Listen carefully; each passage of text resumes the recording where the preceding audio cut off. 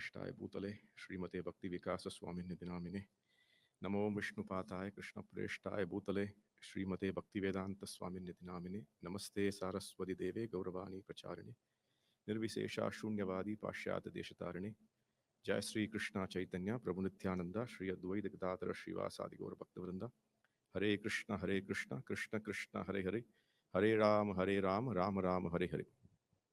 ओम अज्ञानतिमिरान्धस्य ज्ञानञ्जनशलाकया चक्षुरुन्मिलितं येन तस्मै श्री गुरवे नमः।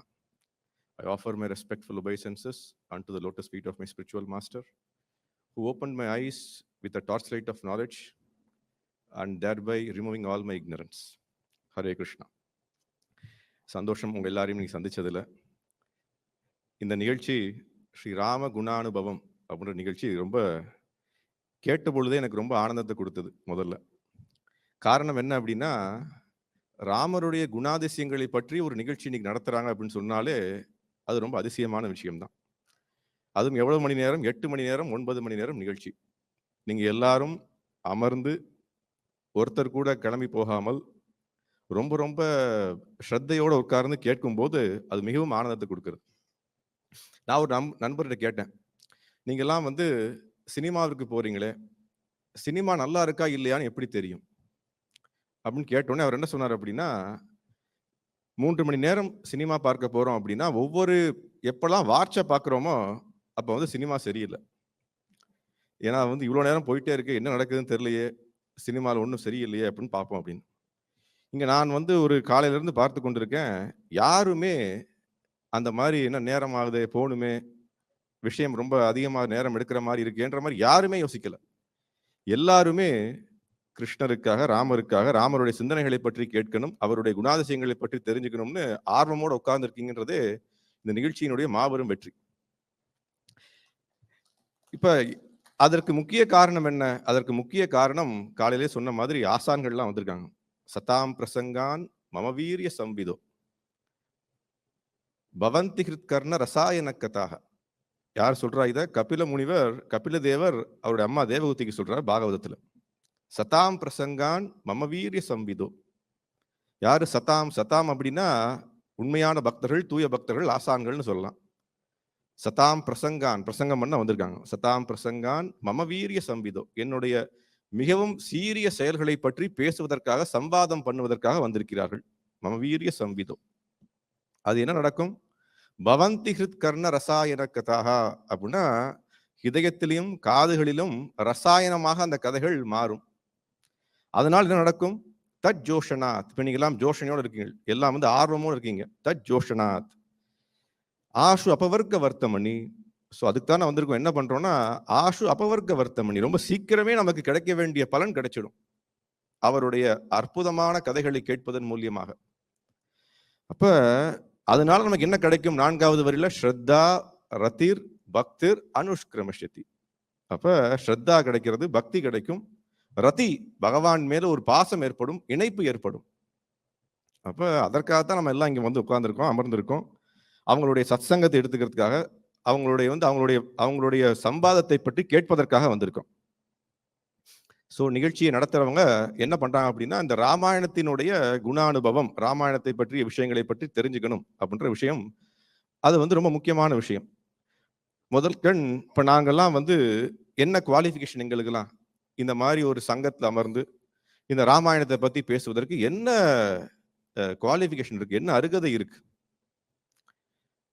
பகவானுடைய கருணையினால், ராமருடைய கருணையினால், கிருஷ்ணருடைய கருணையினால் என்ன பண்றோம் அப்படின்னா, கோதை பிறந்த ஊர் கோவிந்தன் வாழும் ஊர், நான்மறைகள் ஓதுவோம் நீதியால் நல்ல பக்தர்கள் வாழும் ஊர்னு நல்ல ஊர்ல பிறந்து, ஆனால் கோவிந்தன் வாழும் ஊர்னு கோவிந்தன் வாழும் ஊர்ல கோவிந்தனை பார்ப்பதற்கு ஆர்வம் ஏற்படாமல் வெளிநாடுகளுக்கு போய் வேற ஏதோ தேடி போனோம் நாங்கெல்லாம். ஏன்னா கோவிந்தன் வாழ்றார் அங்க, கோதை வாழ்றதுனால.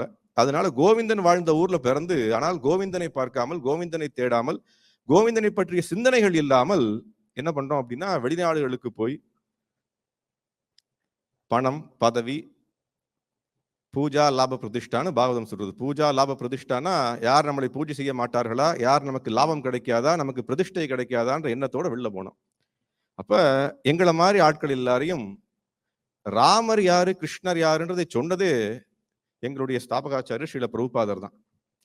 என்ன பண்ணார் அப்படின்னா, யாரு ராமர் யாரு கிருஷ்ணர்னு எங்களுக்குலாம் தெரியாது. உதாரணத்துக்கு சொல்லணும் அப்படின்னா, ராமர்னா யார் இன்னைக்கு போய் மக்கள்கிட்ட கேட்டோம், கிருஷ்ணர்னா யாருன்னு கேட்டீங்க அப்படின்னா என்ன சொல்லுவாங்க அப்படின்னா, இந்த லிட்டில் கிருஷ்ணான்னு வருது, கார்ட்டூன் ஃபிகர். அதை பார்த்து கிருஷ்ணர்னா அவர் தான் அப்படின்னு ஒரு சின்ன கார்ட்டூன் ஃபிகர் ஆக்கிட்டோம். கொஞ்ச நாட்களுக்கு முன்னாடி மேற்கத்திய நாடுகள்ல அமெரிக்கால வந்து நம்மளுடைய புத்தக விநியோகம் நடந்து கொண்டிருக்கும். எங்க பாகவதம் பகவத்கீதா இந்த கிருஷ்ணர் புஸ்தகம்லாம் நிறைய மக்களுக்கு கொண்டு போய் சேர்ப்பாங்க. அப்ப இந்த கிருஷ்ணான்னு ஒரு புஸ்தகம் எழுதியிருக்கும். அந்த கிருஷ்ணான்ற புஸ்தகம் என்ன அப்படின்னா, இந்த தசமஸ்கந்தம் நம்மளுடைய பாகவதத்தினுடைய தசமஸ்கந்தத்தை ஒரு சுருக்கி செய்யுளை வந்து அழகாக வந்து புரோஸாக எழுதி அதை ஒரு புஸ்தகமா வெளியிட்டிருக்கும். அதை கொண்டு போய் சேர்க்கும் போது அங்க இருக்கக்கூடிய நபர் ஒருத்தர் கேட்டார், யார் இந்த நபர், எந்த நாவல் இது, யார் இவருடைய இந்த பக்கத்துல கேர்ள் ஃப்ரெண்ட் இருக்காங்களே அவங்க யாரு? அப்ப யாரு கிருஷ்ணர் யாரு ராமர்னே நமக்கு தெரியாது உண்மையாக. ஏன்னா வந்து கிருஷ்ணரை உள்ளது உள்ளபடி ராமரை உள்ளது உள்ளபடி அவர்தான் முழுமுதற் கடவுள்ன்ற விஷயத்தை தெரிஞ்சுக்கிறதுக்கே நாமெல்லாம் பாக்கியம் பண்ணிருக்கணும். அதனாலதான் என்னுடைய குரு என்ன சொன்னார் அப்படின்னா, பிறக்கும் போது கொடுத்த பெயர் ஸ்ரீராம். ஆனால் அவர் கொடுத்து என்ன சொன்னார் அப்படின்னா, ராமரை பற்றி நீ என்ன பண்ணணும் அப்படின்னா, அவருடைய சரணார விந்தத்துக்கு தாசனாக மாறு. என்ன அப்படின்னா, ராமருடைய சரணங்கள் வந்து அரவிந்தமயமானது, தாமரை போல் மயமானது. அதற்கு நீ முதல்ல தாசனாக அமைய வேண்டும், தாசனாக இருந்து சேவை செய்ய வேண்டும். அப்ப ராமரை உள்ளபடி கிருஷ்ணரை உள்ளபடி புரிந்து கொள்வதுதான் உண்மையான ஆஸ்திகம். பாகவதம் என்ன சொல்றதுன்னா, ச பாஷண்டி பவே துருவம். ச பாஷண்டி பவே துருவம்னா என்ன? யார் ஒருத்தன் ராமரை உண்மையாக தெரிஞ்சுக்கல, ஆராய்ச்சி செய்யணும். அல்ல ராமர் இப்படித்தான் இருந்திருப்பாரோன்னு அனுமானம் செய்யணும். ராமரை பற்றி என்னுடைய சிந்தனையில ராமர் இப்படித்தான் இருந்தான் புத்தகம் வெளியிடுறது. இதெல்லாம் எதை குறிக்கிறது அப்படின்னா, ச பாஷண்டி பவே துருவம். உண்மையாகவே நிச்சயமாக அவன் வந்து பாஷண்டியாக இருக்கணும். பாஷண்டினா என்ன? நாத்திகன். அப்ப ராமரை வந்து எப்படி ராமாயணத்தை சொல்லப்பட்டிருக்கோ, எப்படி வால்மீகி சொன்னாரோ, எப்படி ஆசான்கள் சொன்னார்களோ, எப்படி ஆச்சாரியர்கள் நமக்கு எடுத்துக் கொடுத்தார்களோ, அதை சொல்லுவதுதான் ஆஸ்திகம். அதை சொல்லுவதுதான் ராமரை பற்றி நாம் தெரிந்து கொள்ளும் விஷயம் அப்படின்றத நாம புரிஞ்சுக்கணும். இப்ப எனக்கு கொடுக்கப்பட்டுள்ள தலைப்பு வந்து சர்வபூதேஷு கோஹிதா அப்படின்றத கேட்கிறார் அவர். அந்த கேள்வி எப்படி இருக்கு? சர்வபூதேஷு கோஹிதா, யார் அவர் எல்லா உயிர்வாளிகளுக்கும் இன்பம் பயக்குபவராக நன்மை செய்பவராக யார் இருக்கிறா அப்படின்ற கேள்விதான் இந்த அவருடைய அந்த குணாதிசயமே. எல்லா உயிர்வாளிகளுக்கும், எல்லா உயிர்வாளிகளுக்கும்னா வெறுன வந்து நாம வந்து சராச்சரம்ன்ற வார்த்தை அடிக்கடி ஒரு ராமாயணத்தை சராச்சரம் சராச்சரம் சராச்சரம், அது ஏன் வருது அப்படின்னா, நகரக்கூடிய வஸ்துவா இருக்கட்டும், நகரக்கூடாத வஸ்துவா இருக்கட்டும், அல்லது வந்து உயிர்வாளியா இருக்கட்டும், உயிர் இல்லாத வஸ்துவா இருக்கட்டும், எல்லாவற்றுக்கும் அவர் என்ன பண்றார் அப்படின்னா ஹிதஹா, என்ன பண்றார், அது எல்லாவற்றுக்கும் எப்படி நன்மை பயக்குவது அப்படின்ற விஷயத்திற்காகவே வந்தார் அப்படின்றதான் வால்மீகியினுடைய கூற்று. அது எப்படி நம்ம தெரிஞ்சுக்கலாம்? சரம ஸ்லோகத்திலேயே வருது, சர்வபூதேபியோ சர்வபூதேபியோ பயஹா சர்வபயம் பூத்தேபியோ. அப்ப என்ன சொல்றாரு அவர்? எல்லா உயிர்வாளிகளுக்கும் பயத்தை போக்குவதற்காக நான் வந்திருக்கேன். எல்லா உயிர்வாளிகளுக்கும். அது எப்படிப்பட்ட உயிர்வாளிகள்? உயிர்வாளிகள்னு சொன்னோம் அப்படின்னா இன்னைக்கு எல்லா உயிர்வாளிகளும் சொல்லலாம். எப்படி வந்து பத்ம புராணத்துல ஜலஜா நவலக்காணி ஸ்தாவரா விம்ச லட்சத்தின்னு வருது.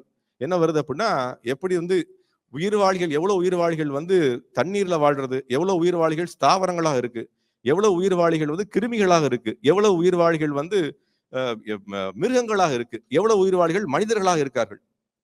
அப்ப இவங்க எல்லாவற்றுக்குமே ராமர் என்ன யோசிக்கிறார் அப்படின்னா, எப்படி நான் அவர்களுக்கு நன்மை சேர்க்குவது, எப்படி நன்மை பயக்குவது.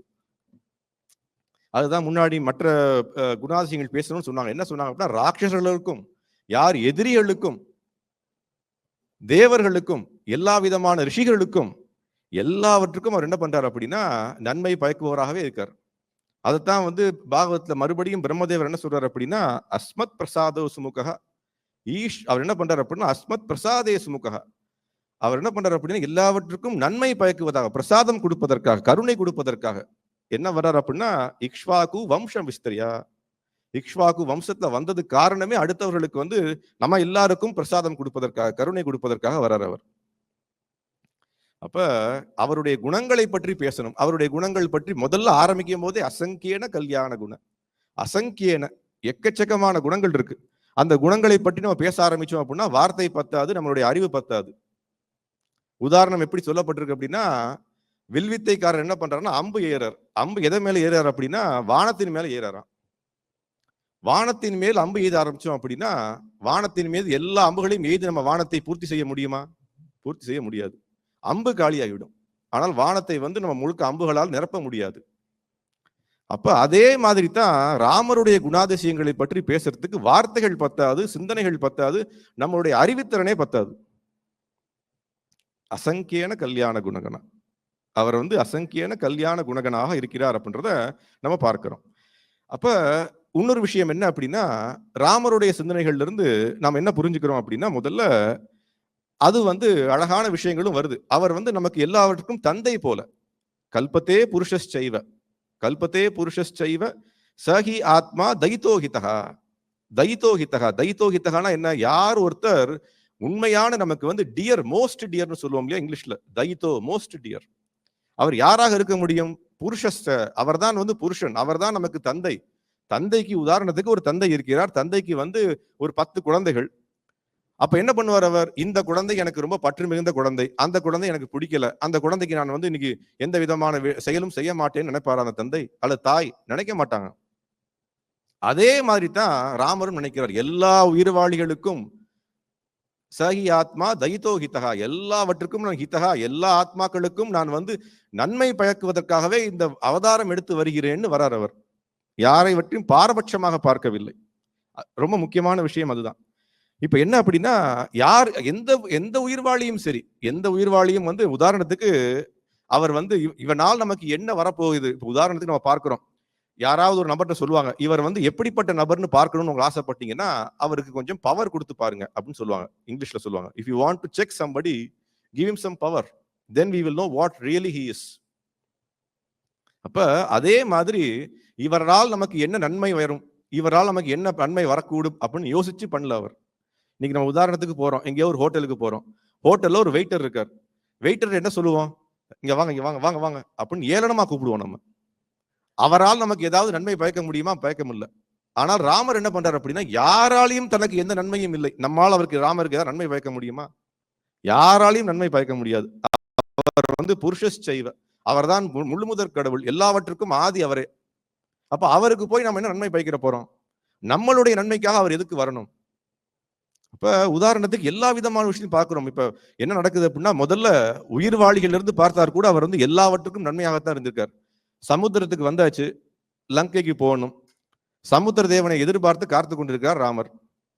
வரல, அவருடைய கோபம் அதிகமாயாச்சு. என்ன பண்றார்? அம்பு எய்ய போறார். அம்பு நாணத்தை ஏற்றியாச்சு. நாணத்தை ஏற்றிய உடனே அந்த சமுத்திர தேவை வந்து பார்க்கிறாங்க, மன்னிக்கணும், நான் வந்து இந்த மாதிரி தவறு செய்துட்டேன், உங்களுக்கான பாதையை ஏற்படுத்தி கொடுக்கிறேன் அப்படின்னு சொல்லும் போது ராமர் சொன்ன விஷயம் என்ன? ரொம்ப சந்தோஷம், நீங்க எல்லாரும் வந்தது, நீ வந்தது எனக்கு ரொம்ப சந்தோஷம். நான் கோவப்பட்டு அம்பு எய்திருந்தால் என்ன ஆயிருக்கும் அப்படின்னா, இங்க இருக்கிற உயிர்வாளிகள், நிறைய உயிர்வாளிகள் இறந்து போயிருக்கும். எந்த மாதிரி உயிர்வாளிகள்? மீன்கள், முதலைகள், பாம்புகள் எல்லாம் வந்து அந்த மாதிரி உயிர்வாளிகளும் வந்து என்னால் மாய்த்திருக்குமே, எனக்கு ரொம்ப எனக்கு ரொம்ப பயமா இருந்தது. வந்ததற்கு நன்றின்னு சொல்றார் அவர். யார் அந்த மாதிரி யோசிப்பா? அதே மாதிரி அந்த பாலம் ஏற்படுத்தினதுக்கு அப்புறம் நடந்து போய் கொண்டிருக்கார். நடந்து போகும்போது என்ன சொல்லப்பட்டிருக்கு அப்படின்னா, பெரிய பெரிய உயிரினங்கள் எல்லாம் என்ன எவ்வளவு நீளமா இருக்கு அப்படின்னா 100 யோஜனைகள், 100 யோஜனைகள்னா 800 மைல் நீளம் உள்ள மீன்கள், திமிங்கலங்கள், அதெல்லாம் என்ன பண்ணும் அப்படின்னா எப்பொழுதுமே நம்மளுடைய சமுத்திரத்தினுடைய அடித்தளத்தை தான் வாழ்ந்து கொண்டிருக்கும். அந்த உயிர்வாளிகளும் மேல வராங்களாம். மேல வந்து ராமரை எப்படியாவது பார்த்து விடணுமே, ராமர் நடந்து போறார், இந்த சமுதிரத்தை கடந்து சென்று கொண்டிருக்கிறார்னு பார்ப்பதற்காக வராங்க அவங்க எல்லாம். அப்ப அவங்களை பார்க்கும் போது கூட அவர் என்ன பண்றாரு அப்படின்னா, அவ்வளவு ஒரு புன்முறுவல், அவங்களோட அவருக்கு வந்து அவ்வளவு ஒரு ஆர்வம், அவங்க எல்லாரையும் பார்க்கும் போது கூட. நம்ம எல்லாம் பண்ணுவோமா? யாராவது நம்ம உயர்ந்த மனிதர், நாம வந்து நம்மளை பார்ப்பதற்கு நிறைய நபர்கள் வந்திருக்காங்க, நாம அவங்களை கண்டு கூட மாட்டோம். ஆனா ராமருடைய சிந்தனை எப்படி இருக்கு? ஏதோ ஒரு மீன், ஏதோ ஒரு முதலை, ஏதோ ஒரு பாம்பு, ஏதோ ஒரு பெரிய பெரிய திமிங்கலங்கள், அதற்கு கூட நாம் எப்படி நன்மை பயக்கலாம்னு அவங்க எல்லாரையும் பார்த்து ஆசைப்பட்டு சென்று கொண்டிருக்கின்றார் அந்த பாலத்தை நடக்கும் போது. அதுதான் ராமருடைய சர்வபூதேஷு ஹிதகா அப்படின்ற குணத்துக்கான ஒரு மிகச்சிறிய வெளிப்பாடு. அப்ப இதே மாதிரி நிறைய உதாரணங்கள் சொல்லிக்கொண்டே போலாம். உத்தரகாண்டத்துல வருது, என்ன வருது அப்படின்னா, ஒரு நாய் வருது ராமருடைய சபைக்கு வந்து, ஒரு பிராமணன் என்னை அடித்து விட்டார், என்னுடைய நெத்தியில வந்து அடிச்சிட்டார், எனக்கு வந்து பலத்த காயம் ஏற்பட்டு விட்டது அப்படின்ட்டு வருது ஒரு ஒரு நாய். அதுக்கு என்று கேட்கிறார் அவர், என்ன நடந்தது அப்படின்ற விசாரணை நடக்கிறது. விசாரணை நடந்ததுக்கு அப்புறம் தன்னுடைய சபையில் இருக்கக்கூடிய அனைத்து மந்திரிகள்ட்டையும் கேட்கிறார், என்ன பண்ணலாம், இந்த நாய்க்கு என்ன பண்ணலாம், என்ன தீர்வு காண முடியும். அப்ப தீர்வு காண முடியும் போது எல்லாரும் ஒவ்வொரு பதில் சொல்றாங்க, இதை பண்ணலாம், அதை பண்ணலாம், அதை பண்ணலாம் அப்படின்னு. ராமருக்கு ஆல்ரெடி தெரியும் அது என்ன அப்படின்னு. அந்த நாய்கிட்டே கேட்கிறார், என்ன நடந்தது, என்ன உனக்கு என்ன நான் பண்றது அப்படின்னு. ஏதாவது தண்டனை கொடுக்கட்டுமா அந்த பிராமணனுக்கு. அப்ப அவர் சொல்லக்கூடிய விஷயம் என்ன இருக்கு அப்படின்னா, அந்த நாய் என்ன சொல்றது அப்படின்னா, அவரை ஒரு ஆசிரமத்துக்கு தலைவரா ஆக்கி விடுங்கள்னு சொல்லப்பட்டிருக்கு. ஒரு ஆசிரமத்துக்கு தலைவர் ஆக்கணும், எதுக்கு, என்னப்பா ரொம்ப ஆச்சரியப்படுறாங்க, ஆசிரமத்துக்கு தலைவர் எதுக்கு ஆக்கணும் அப்படின்னு கேட்கும்போது என்ன சொல்லப்பட்டிருக்கு அப்படின்னா, ஒரு ஆசிரமத்துக்கு தலைவரா இருக்கிறவனுக்கு என்ன விஷயம் வேணும் அப்படின்னா, எல்லாமே வந்து பகவானுடைய சேவையில ஈடுபடுத்தக்கூடிய எண்ணம் இருந்திருக்கணும். அவன் வந்து எனக்கு என்ன கிடைக்கும், எனக்கு என்ன கிடைக்காது, நான் ஏதாவது எனக்கு கிடைக்கிறதுக்கு வாய்ப்பு இருக்கா, என்னுடைய சங்கதியினருக்கு ஏதாவது கிடைக்குமா அப்படின்ற எண்ணத்தில் இருக்கக்கூடாது. அதுதான் மிகப்பெரிய பாவம். அதன் மூலியமா அவனுக்கு வந்து அதுவே மிகப்பெரிய ஒரு தண்டனை மாதிரி அமையும். அவன் வந்து ரொம்ப ஜாக்கிரதையாக வாழ்வான், ஜாக்கிரதையாக செய்வான். அதற்கு அந்த மாதிரி எடுத்துக் கொடுங்கள்னு சொல்றாரு. அப்ப ராமர் என்ன சொல்றாரு அப்படின்னா, இதுதான் வந்து அந்த உயிர்வாழிக்கு இருக்கக்கூடிய ஒரு பெருமிதம். நமக்கு யாராவது தோணுச்சா இந்த மாதிரி பெருமிதம் ஏற்படலையே அப்படின்ற விஷயத்தையும் அங்க ராமர் வந்து எடுத்துக்காட்டாக சொல்றாரு. அப்ப நிறைய உதாரணங்கள். ஜடாயுனுடைய மரணத்துக்கு அப்புறம் என்ன பண்றாரு அவர், நம்ம வந்து எப்படி வந்து பித்ருக்களுக்கு தர்ப்பணம் செய்து எப்படி வந்து நமக்கு எல்லா இதையும் செய்வோமோ, அந்த பிராமணர்கள் செய்யக்கூடிய அனைத்து விதமான அந்த சடங்குகளையும் செய்கிறார் அவர் ஜடாயுக்கு. யாராவது செய்வோமா? யாராவது இறந்து போன பறவை என்ன பண்ணுவோம், தூக்கி சைட்ல போட்டு நம்ம வேலையை பார்த்து கொண்டிருப்போம். அவர் என்ன சொல்றாரு, முதல்ல ஜடாயு இறந்ததுக்கு அப்புறம் அவர் சொன்ன வார்த்தை என்ன அப்படின்னா, சீதா தேவி வந்து அபகரிக்கப்பட்டு சென்றது கூட எனக்கு வந்து அவ்வளவு ஒரு வருத்தத்தை கொடுக்கல, ஜடாயு இறந்தது அதை விட அதிகமான வருத்தத்தை கொடுத்தது. அப்ப அவ்வளவு ஒரு என்ன சொல்ற அனோனியம், எல்லா உயிர்வாழியிடம் இருந்த அனோனியம் அவருக்கு இருந்தது அப்படின்றத நிறைய உதாரணங்கள் மூலியமா சொல்லலாம். இதே இன்னொரு உதாரணம் என்ன சொல்றது அப்படின்னா, தன்னுடைய எதிரிகளுக்கும் அவர் வந்து தண்டனையே கொடுக்கணும், அவர்களை வந்து தண்டனைக்குள்ளாக்கணும்ன்ற எண்ணமே அவருக்கு இல்லை. காக்காசுரன் பண்ண விஷயங்கள் வந்து ரொம்ப ரொம்ப கீழ்த்தனமான விஷயத்த பண்றான். எப்ப சீதா தேவியும் ராமரும் வந்து ஒரு நதிக்கரையில அமர்ந்து கொண்டிருக்கும் போது, உறங்கி கொண்டிருக்கும் போது அவர் என்ன பண்றார், ஒரு புல்லை ஒரு அம்பாக எடுத்து அவனை எழுகிறார். அவன் மாய்ந்து போகிறான். அவன் வந்து என்ன பண்றான் அப்படின்னா, தவறை உணர்ந்து அவரிடம் வந்து மன்னிப்பு கேட்கிறான். மன்னிப்பு கேட்கும் போது என்ன நடக்குது, உடனே அவருக்கு என்ன பண்றார், மன்னிப்பு சக்ருத் ஏவ பிரபன்னாய, அதேதான் சரம ஸ்லோகமும். சக்ருத் ஏவ பிரபன்னாய, ஒரு தடவை வந்து பகவானிடம் மன்னிப்பு கேட்டு விடு, பகவானிடம் சரணடைந்து விடுங்கள். அதுதான் நம்மள்ட்டையும் கேட்கப்படுது. ஒரே தடவை பகவானிடம் சரணடைய நம்ம எல்லாம் வந்து அவ்வளவு ஆதங்கப்படுறோம், முழுமையா சரணடைய மாட்டேங்கிறோம். சக்ருத் ஏவ பிரபன்னாய தவாஸ்மி இது யாச்சதே, நான் உன்னுடையவன், உனக்கு சேவை செய்வதற்கு தயாராக இருக்கிறேன் அப்படின்ற எண்ணம் நமக்கு முழுமையாக வரணும். தவாஸ்மி இது யாச்சதே அபயம் சர்வபூதேபியோ, எந்த விதமான பயமும் தேவையில்லை, பகவான் பார்த்துக்கொள்வார், நம்மளுடைய தேவைகளை எல்லாம் அவர் பூர்த்தி செய்வார் அப்படின்ற எண்ணம் நமக்கு முதல்ல வரணும். அப்ப அவனுக்கு என்ன பண்றாரு அப்படின்னா, அவனையும் வந்து தன்னுடைய தண்டனையிலிருந்து குறைச்சி விடுறார் அப்படின்ற விஷயத்தையும் பார்க்கிறோம். வேற என்ன விஷயம், நிறைய விஷயங்கள் சொல்லிக்கொண்டே போகலாம். அதே மாதிரி குஹா, இன்னைக்கு காலையில ஒருத்தர் சொன்னார் குஹனுடைய அந்த நடந்த விஷயம். குஹன் யாரு, இன்னைக்கு சொல்லக்கூடிய விஷயங்கள்ல குஹன் பக்கத்துல இன்னைக்கு நம்ம பார்க்கிறோம். நான் சமீபத்துல ஒரு ஏரோப்ளேன்ல போய் கொண்டிருந்தேன். அப்ப ஒரு பெண்மணி போய் அந்த ஏரோஸ்டஸ் சொன்னாங்க, எனக்கு சீட் மாத்தி கொடுங்க அப்படின்னு சொன்னாங்க. உடனே வந்து அந்த ஏரோஸ்டஸ் கேட்டாங்க, எதுக்காக வந்து சீட்டு மாத்தணும்னு கேட்கறீங்க அப்படின்னு கேட்டாங்க. அப்ப அந்த பெண்மணி சொன்ன விஷயம் என்ன அப்படின்னா, ஆங்கிலத்துல, the man who is sitting beside me looks very shabby. என்ன அர்த்தம், என் பக்கத்துல அமர்ந்திருக்கும் நபர் வந்து பார்க்கறதுக்கு ஒரு மாதிரி இருக்கார், சரியா ட்ரெஸ் பண்ணல, ரொம்ப வந்து ஒரு மாதிரி அவரோட ட்ரெஸ்ஸிங் சரியில்லை, எனக்கு வந்து சீட்டை மாத்தி கொடுங்கன்னு கேட்டார் அவர். நம்மளே யோசிச்சுக்கணும். நாமெல்லாம் வந்து அவ்வளவு வந்து ரொம்ப உயர்ந்த குலத்துல பிறந்துட்டோம், நம்ம வந்து எப்போதுமே ஷாபியா இருக்கிறது இல்லை, நாம எப்போதுமே பார்க்கறதுக்கு ரொம்ப அற்புதமா இருக்கோமோ. அப்ப பகவான் என்ன பண்றார், குஹனை பார்க்கிறார். குஹன் வந்து ஒரு வேடவ ஜாதி, அவனை போய் உடனே அணைத்துக் கொள்கின்றார். அங்க என்ன வருது அப்படின்னா, தன்னுடைய சுமந்திரன் வரக்கூடிய அந்த சேரிட்டியர், அந்த தேரோட்டியை உடனே வந்து கிளம்பி விடுன்னு சொல்றாராம். அதற்கப்புறம் கம்பன் என்ன சொல்றாரு அப்படின்னா, கம்பராமாயணத்துல எப்படி ஒரு பசு ஒரு கன்றை ஈழ்ந்ததுக்கு அப்புறம் தன்னுடைய பழைய கன்றுவை வந்து விட்டு புது கன்றுவை நோக்கி போகுமோ, அந்த மாதிரி ஆர்வம் அடைந்தாரா ராமர் குஹனை பார்த்ததுக்கு அப்புறம். யார் ஒருத்தன் வேடவ ஜாதி, இதுதான் இன்னைக்கு நம்ம என்ன புரிஞ்சுக்கணும் அப்படின்னா, யார் கீழ்த்தனமானவன், உயர்ந்தவன், தாழ்ந்தவன், அவனிடம் பணம் இருக்கிறது, அவனிடம் பதவி இருக்கிறது, அவன் பார்ப்பதற்கு சரியில்லை, அவன் பார்ப்பதற்கு அழகாக இல்லை, அதெல்லாம் எதுவுமே கிடையாது. அந்த மாதிரி ஒரு நபரை தான் நம்ம இன்னைக்கு பண்றோம். இன்னைக்கு நம்ம இன்னைக்கு எல்லாம் பாராட்டி கொண்டிருக்கோம். அந்த மாதிரி வாழணும், நம்மளும் அந்த மாதிரி வாழணும்ன்றத அவர் வாழ்ந்து காட்டுறார். அவர் எனக்கு சொன்னப்ப முதல்ல என்ன சொன்னார் அப்படின்னா, இந்த குணாதிசயங்களை பற்றி மக்களுக்கு நல்லாவே தெரியும், உங்க எல்லாருக்கும் தெரியும். ஆனால் இந்த குணாதிசயங்கள் மூலியமா நாம வாழ்க்கையில என்ன தெரிஞ்சுக்க போறோம்? Practical application. ராமர் என்ன பண்றாரு அப்படின்னா, ஒவ்வொரு விஷயமும் ராமாயணத்தில் நடக்கக்கூடிய ஒவ்வொரு விஷயமும் நமக்கு ஒரு பிராக்டிக்கல் அப்ளிகேஷன் லெசன்ஸா தான் இருக்கு. எப்படி நாம அதை தெரிஞ்சுக்க போறோம், எப்படி நம்ம அனைவரையும் அரவணைத்து செல்கிறோம், அனைத்து உயிர்வாழிகளுக்கும் எப்படி நாமளும் நன்மை பயக்கும் வாழ்க்கை வாழ போறோம்ன்ற விஷயத்தை நம்ம புரிஞ்சுக்கணும். அப்ப அதுதான் நம்ம கொண்டே இருக்கு. அதே மாதிரி விபீஷணன் நடந்த விஷயம் கடைசி விஷயமா பார்க்கலாம். விபீஷணன் வந்தாச்சு. விபீஷணன் நான் சரணடைகிறேன், அதே மாதிரிதான் சக்ரித் ஏவ பிரபன்னாய அப்படின்ட்டு வந்தாச்சு. நான் உன்னிடம் சரணடைகிறேன் அப்படின்ட்டு வந்துட்டார் அவர். அப்ப நான் உன்னை காப்பாற்றுகின்றேன்ற ஒரு ஆர்வத்தை கொடுத்தாச்சு ராமர். ஆனாலும் என்ன பண்றார், எல்லாரிடம் கேட்கிறார், என்ன பண்ணலாம் இவர் நம்ம சரணடைஞ்சிருக்காரு, என்ன பண்ணலாம் அப்படின்ற கேள்வி கேட்கிறார். கேள்வியை கேட்டோடனே ஒவ்வொருத்தரும் பதில் சொல்றாங்க. யார் லக்ஷ்மணன் முதல்ல ரொம்ப ரொம்ப கோபமா இருக்கார், அதெல்லாம் கண்டிப்பா சேர்த்துக்கவே முடியாது. அங்கதர் என்ன சொல்றாரு அப்படின்னா, என்னுடைய தலைவர்கள் என்ன சொல்றாங்களோ அதை நானும் ஏத்துக்கிறேன். ஹனுமான் என்ன சொல்றாரு அப்படின்னா, இவர் அதே மாதிரி தான், என்னுடைய தலைவர் என்ன சொல்றாரோ அதை நான் ஏத்துக்கிறேன். ஆனால் நான் இலங்கையில தினமும் பார்த்தேன், அவருடைய வீட்டுல தினமும் வேத மந்திரங்கள் ஓதும். அவர் எப்பொழுதும் நேர்மையான தர்மத்துக்கு உகந்த நபர். தன்னுடைய அண்ணனா இருந்தாலும் சரி, அவன் தவறு செய்தால் உடனே எடுத்து காட்டக்கூடிய நபர் எனக்கு தெரியும் அப்படின்றத மட்டும் சொல்றாரு அவர். கடைசியா யார்கிட்ட கேட்கிறார்? சுக்ரீவன்ட்ட கேட்கும்போது சுக்ரீவன் சொன்ன கதை என்ன விஷயம்? இவரை நம்ப முடியாது. இவர் தன்னுடைய தமையனை, தன்னுடைய மைத்துரனை என்ன பண்றாரு, தன்னுடைய பிரதரை என்ன பண்றாரு அப்படின்னா விட்டுட்டு வந்துட்டாரு. இவர் நாளைக்கு நம்மளையும் விட்டுட்டு கொண்டு சென்றுவாரு, எப்படி இவரை நம்புறது அப்படின்ற விஷயத்தை சுக்ரீவன் வைக்கிறார்.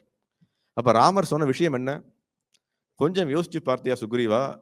நீயும் அதே தான் செய்தாய். நீ என்ன செய்தாய்? நீயும் உன்னுடைய தமையனிடம் சண்டை போட்டுக்கொண்டு என்னிடம் சரணடைந்தாய், அவனை விட்டு தான் வந்தாய். நான் எனக்கு உனக்கு சரணாகதி கொடுத்தேன். அப்ப என்ன விஷயம் சொல்ல வர்றார் அப்படின்னா, யாருன்றதே பார்க்கலாம். அவன் ராட்சசன், அவன் எதிரி, தனக்கு எதிராக செயல்படக்கூடிய நபர், தனக்கு ஏதாவது தான் செல்லக்கூடிய பாதையிலிருந்து நமக்கு ஏதாவது கலங்கம் ஏற்படுத்தி விடுவாரான்ற எண்ணம் கூட ஏற்படலாம். ஆனாலும் பார்க்கவில்லை. ராமர் யார் ஒருத்தர் சரணடைகிறாரோ அவரை முழுமையாக காப்பாற்றுகின்றார் விஷயத்தை பார்க்கிறோம். அப்ப இதுதான் ரொம்ப முக்கியமான விஷயம். என்ன அப்படின்னா, கடைசியா முடிக்கிறது பரதர் ராமர் எல்லாம் முடிச்சு அயோத்தியாவுக்கு வந்தாச்சு. அயோத்தியாவுக்கு வந்ததுக்கு அப்புறம் பரதர்கிட்ட கேட்கக்கூடிய முதல் கேள்வி என்ன? அயோத்தியாவுக்கு வந்ததுக்கு அப்புறம் கேட்ட முதல் கேள்வி, இந்த ராஜ்யத்துல எல்லாரும் எப்படி வாழ்ந்து கொண்டிருக்கிறார்கள்? எல்லாரும்னா யாரு? எல்லாரும்னா பிரஜைகளா? இல்ல. அவர் என்ன கேட்ட கேள்வி என்ன? எல்லா உயிர்வாழிகளும்னா ஸ்தாவரங்கள் எப்படி உயிர் வாழ்கின்றது, மரங்கள் எப்படி சந்தோஷமா இருக்காங்களா, மிருகங்கள் சந்தோஷமா இருக்காங்களா, கிருமிகள் சந்தோஷமா இருக்காங்களா, மக்கள் எப்படி சந்தோஷமா இருக்காங்களா? அதுதான் ராமராஜ்யம். இப்ப ராமராஜ்யம்ன்றது என்ன? வெறுன எல்லா உயிர்வாழிகளையும் அழித்து சாப்பிட்டு கொண்டிருப்பது ராமராஜ்யமா? அனைத்து உயிர்வாழிகளுக்கும் எதிராக போர்க்கொடி உயர்த்துவது ராமராஜ்யமா? மரங்களை வெட்டி வாழ்வது ராமராஜ்யமா? அவர் என்ன கேட்கிறார்? என்னுடைய ராஜ்யத்துல எல்லா உயிர்வாழிகளும் எப்படி வாழ்கிறார்கள்ன்ற முதல் கேள்வியே பரதன்ட்ட. அப்ப ராமராஜ்யத்துல எப்படி இருந்தது அப்படின்றத கம்பன் எப்படி சொல்றாரு அப்படின்னா, அவருடைய விஷயம் என்ன, ராமராஜ்யத்துல சமுத்திரம் முத்துக்களை தானா கரையில சேர்க்குமா, மக்கள்கிட்ட எடுத்துக்கோங்கன்னு சொல்றதுக்காக. அப்ப அதுவே அந்த மாதிரி மணிகள் முத்துக்கள் கரையில ஒதுங்கும் போது அப்ப எப்படி இருந்திருக்கும்? மலைகள் தானாக பெயர்ந்தன, தானாக காடுகள் வளர்ந்தன, எல்லாம் சுபிக்ஷமாக இருந்தது அப்படின்ற விஷயத்தை காட்டுவதற்காக ஒரு மேற்கோள் காட்டுறார் கம்பர். அப்ப அதுதான் ராமராஜ்யம். ராமராஜ்யம்ன்றது என்ன அப்படின்னா, எல்லா உயிர்வாழிகளுக்கும் உள்ள நன்மைகளுக்காக அந்த ராஜ்யம் நடக்கும்போது அது ராமராஜ்யமாக நடக்கிறது அப்படின்ற விஷயத்தை பார்க்கிறோம். அதுதான் அந்த பாடல் இதுலயும் வருது, வால்மீகி ராமாயணம். ராமா ராமா ராமோ இதி பிரஜானாம் அபவன் கதா. ராமனுடைய கதைகளை கேட்டு ராமரை பார்த்து ராமா ராமா ராமான்ட்டு எல்லா பிரஜைகளும் ரொம்ப ஆனந்தத்துடன் வாழ்ந்து கொண்டிருந்தார்கள். அப்ப ராமபூதம் ஜெகத் அத்புதம். ஜெகத்தில் இருக்கக்கூடிய அற்புதமான விஷயம் என்ன? ராமருடைய காவியம் தான், ராமருடைய சிந்தனை தான். அப்ப ராமராஜ்யம் பிரசஷ்யதி. அந்த ராஜ்யத்துல ரொம்ப என்ன எப்போதும் எப்படி இருக்கு, எல்லாருமே வந்து சந்தோஷமாக வாழ்கிறார்கள், பிரசஷ்யதி, ரொம்ப இன்பமயமாக வாழ்கிறார்கள்ன்ற விஷயம்தான் ராமராஜ்யத்தில் தெரிகிறது நமக்கு. அப்ப அதுதான் வந்து அவருடைய கீர்த்தியத்தை பாடுறதுக்கு நமக்கெல்லாம் வந்து இந்த வாழ்நாள் பத்தாது, இந்த தினம் பத்தாது, நேரம் பத்தாது. பகவோ பகவோ துர்லபஸ்செய்வ துவயா கீர்த்தித்தஸ்தவா அப்படின்னு வருது. பகவோ துர்லபஸ்செய்வ, ரொம்ப துர்லபம் அவருடைய கீர்த்தியத்தை பாடுறதுக்கு நமக்கெல்லாம். ஆனாலும் இந்த வாய்ப்பு கிடைச்சது. அவருடைய கீர்த்தி நம்ம பாடுறதுக்கு ஒரு சின்ன ஒரு இது ரமந்தே யோகினோ அனந்தே, எல்லாவற்றுக்கும் என்ன நடக்குது? ரமந்தே யோகினோ அனந்தே சத்யானந்த சிதாத்மனி. உண்மையான ஆனந்தம் என்ன, உண்மையான வஸ்து என்ன அப்படின்னா அது ராமருடைய ஆனந்தம் தான். ரமதே யோகினோ அனந்தே, எல்லா யோகிகளுக்கும் ஆனந்தத்தை கொடுக்கக்கூடியது அதுதான். அப்ப இதிராம பதானேஷு பரம்பரமா விதீயத்தே. அப்ப ரொம்ப முக்கியமான விஷயம் நம்ம என்ன புரிஞ்சுக்கணும் அப்படின்னா, ராமன்றது பரம்பொருள், ராமாயணம்ன்றது பரமவேதம். அப்ப அதுல இருந்து நம்ம என்ன பண்ண முடியாது, சில விஷயங்களை மாற்றி நம்மளுடைய விஷயத்துக்காக, நம்மளுடைய அனுமானத்திற்காக மாற்ற முடியாது. உள்ளது உள்ளபடி புரிந்து கொள்ள வேண்டும். அப்ப அதை புரிந்து கொண்டோம் என்றால் அப்ப என்ன நடக்கும்? ராமருடைய கடாட்சம் நமக்கு கிடைக்கும். அதுதானே முக்கியம். அதுக்காக வந்திருக்கு. இப்ப உதாரணத்துக்கு என்ன அப்படின்னா, எல்லாவற்றையும் வந்து இதுல வந்து ஆழ்வார்கள் பாடுற மாதிரி அண்ட சராசரங்களையும் வைகுண்டம் ஏற்றி, எல்லா சராசரங்களையும் வைகுண்டம் ஏற்றுவதற்காக வந்தாரா ராமர். அப்ப எப்படி வைகுண்டம் ஏத்துறார்? அவருடைய வாழ்நாளே வைகுண்டமா தான் இருந்தது ராமராஜ்யத்துல. நம்ம பார்க்கிறோம், பாகவதத்திலையும் வருது. என்ன வருது அப்படின்னா, தத்தாம விருந்தாவனம் ரம்யா காட்சி துபாசன விரஜவது வல்கேனையா கல்பித்தா. என்ன அப்படின்னா, எந்த இடம் விருந்தாவனமாக மாறும் அப்படின்னா, கோபியர்கள் மாதிரி யார் வந்து கிருஷ்ணரை வழிபடுகிறார்களோ அந்த இடம் விருந்தாவனமாக மாறும்னு சொல்லப்பட்டிருக்கு. அப்ப ராமரை பற்றி பாடி, ராமரை பற்றி பேசி, ராமருடைய குணானுபவத்தை பண்ணக்கூடிய இந்த இடமே அயோத்தியாவாக மாறிவிடும். அப்ப அதுதான் சிந்தனை. நம்ம என்ன பண்றோம் அப்படின்னா, இது வந்து வெறும் ஒரு நாள் நிகழ்ச்சி இல்லாமல் பிரதி தினமும் நாம் என்ன பண்ணணும்னா, ராமருடைய அனுபவங்கள், குணானுபவங்களை பார்த்து கேட்டு அதை வந்து நம்ம வாழ்க்கையில நெறிமுறைப்படுத்தணும் அப்படின்றதுக்காக தான் இந்த ஒரு சின்ன நிகழ்ச்சின்றதை நான் புரிஞ்சுக்கிறேன். அது வந்து நமக்கு ஒரு நல்ல ஒரு வாய்ப்பு இது. இந்த மாதிரி நிகழ்ச்சிகள் மூலியமா நம்ம என்ன புரிஞ்சுக்கிறோம் அப்படின்னா, ராமாயணம் நமக்கு எல்லாம் தெரியும். அடிக்கடி மக்கள்கிட்ட கேட்போம், பகவத்கீதை படிச்சிருக்கீங்களான்னு கேட்போம். ஆமாம், நல்லா தெரியும் அப்படின்னு சொல்லுவாங்க. அது என்ன சொல்லுவாங்கன்னா, அடுத்து கீதாச்சாரம்னு சொல்லுவாங்க. எது நடந்ததோ நன்றாக நடந்தது, எது நடக்கலையோ நன்றாக நடக்கலை, இதெல்லாம் எங்க கீதையில இருக்கு? அப்ப இதுதான் ராமாயணத்திலையும். மக்கள்கிட்ட போய் ராமாயணம் தெரியுமான்னு கேட்டோம்னா என்ன சொல்லுவாங்க அப்படின்னா, ராமாயணம் நல்லா தெரியும் எனக்கு அப்படின்னு கேட்டோம் அப்படின்னா அப்புறம் விதவிதமான விஷயங்கள் வரும். அப்ப ராமாயணத்தை உள்ளது உள்ளபடி படித்து, அதுவும் அதே மாதிரி என்ன சொல்றது, அவர்கள் சொன்ன மாதிரி ஆச்சாரியர்களிடமிருந்து படித்து, அவர்கள் எழுதிய உரைகளை படித்து, அதில் நாம் வாழ்க்கையில் என்ன எடுத்துக்கொள்வோம்ன்ற விஷயத்தை முதல்ல எடுத்துக்கொள்ளணும்ன்றது என்னுடைய பணிவான வேண்டுகோள். அது வந்து ராமாயணத்தின் மூலியமா நம்ம என்ன புரிஞ்சுக்கிறோம் அப்படின்னா, அதுதான் வந்து ஒரு முக்கியமான விஷயம். இதம் பவித்ரம் பிராபக்யம், எல்லா விதமான பாவத்தையும் பவித்திரமானது ராமாயணம். இதம் பவித்ரம் பாபக்யம் புண்ணியம் வேதைஷ்ட சம்மிதம். வேதங்களை படிப்பதற்கு சமமானது இந்த ராமாயணம். வேதைஷ்ட சம்மிதம். அது எப்பட்டேது ராமச்சரித்தம். யார் ஒருத்தன் ராமச்சரித்திரத்தை படிக்கிறானோ அவனுக்கு எல்லா விதமான விஷயங்களையும் தானாக வரும். நாம் அதை எதிர்பார்த்து போக வேண்டிய அவசியம் இல்லை. எனக்கு புண்ணியம் கிடைக்கணும்னு ராமாயணம் படிக்க தேவையில்லை. ராமரிடம் சரணடையன்னு ராமாயணத்தை படிக்கணும். என்னுடைய பாவங்கள் எல்லாம் போகணும்னு ராமாயணத்தை வர தேவையில்லை. அது ஆட்டோமேட்டிக்கா போகும். அதனால கடைசியா முடிக்கிறதுக்கு முன்னாடி என்ன சொல்லணும்னு ஆசைப்படுறேன் அப்படின்னா, இந்த மாதிரி ஒரு அருமையான நிகழ்ச்சியில ராமருடைய குணாதிசயங்களை பற்றி பேசுறதே ஒரு வந்து அதான் சொன்னேன். என்ன அப்படின்னா, கீர்த்தித்தவ்யஸ்ச, யார் ஒருத்தர் பேசுறாரோ அவருக்கும் அவ்வளவு ஆனந்தம், கேட்பவருக்கும் ஆனந்தம். அதுதான் ராம கதா. அப்ப அதுல எனக்கு மிக மிக ஆனந்தம். இந்த வாய்ப்பை ஏற்படுத்தி கொடுத்த ரங்கராஜ நரசிம்மன் அவர்களுக்கும் என்னுடைய பணிவான நன்றிகள். மேற்கொண்டும் இதே மாதிரி நீங்க எல்லாரும் தினமும் பிரதி தினமும் ராமருடைய குணாதிசயங்களை பாடி போற்றி வாழ்க்கையில உங்களை நெறிமுறைப்படுத்த வேண்டும்ன்றது என்னுடைய பணிவான வேண்டுகோள். ஹரே கிருஷ்ணா. ஜெய் ஸ்ரீராம்.